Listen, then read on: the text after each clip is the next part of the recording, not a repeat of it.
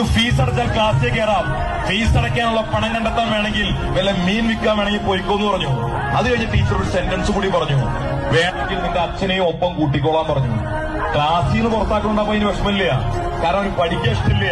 പക്ഷെ സ്വന്തം അച്ഛനെയും കൂടി മീൻ വിൽക്കാൻ കൊണ്ടുപോയിക്കോന്ന് പറഞ്ഞപ്പോ അതാ പാവം അതിന് ഇഷ്ടായില്ല.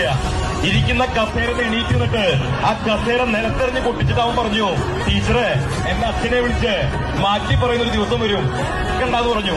അവൻ തിരിച്ചുപോയി.